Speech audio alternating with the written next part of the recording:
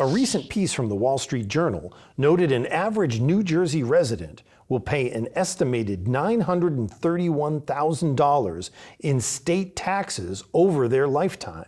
So what should residents expect to get for paying high property taxes? Why do people stay here in New Jersey, and why are people leaving the state? We have the unfortunate crown of having the highest property taxes in the country, both in an absolute value as well as a percent of assessed value.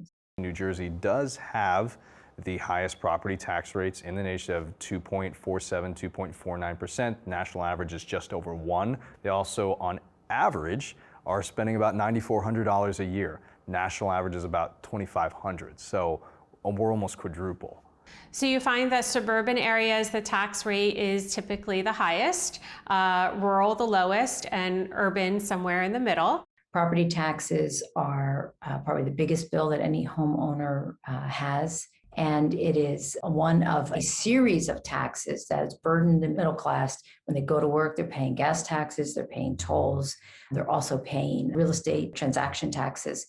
So it's not just one thing, it's the culmination of making New Jersey just unaffordable at multiple levels. Our property taxes should be taking care of three main things: quality of life, first responders and safety, and schools.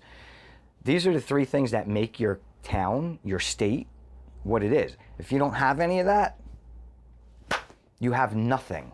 I think schools, from a real estate perspective, is typically my conversations with my clients, what drives their willingness to pay a higher tax compared to other services that you get in property tax.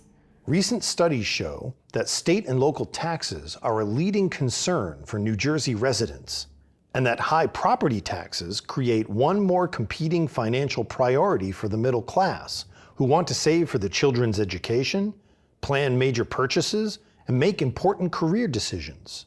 When I look at other states, people are much more mobile, jobs are more mobile, and they know that getting to know more and more people in North Carolina and other states, that I can go and be able to pursue those other things and save for education, et cetera, and be able to find solid employment. It isn't a monopoly of the Northeast anymore.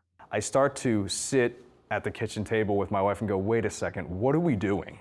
Is that school system really that good? Here's my thing about property taxes. I'm 50 years old next week. By time I turn retirement age, my taxes are gonna probably almost double. So no matter what, I'll never own my home. The town will always own my home. I'm just a renter. It's an important issue, both in that phase of one's life, as well as when we're raising our families. We joke around in the business, welcome to New Jersey, your property taxes are never gonna go lower, right? But it's true.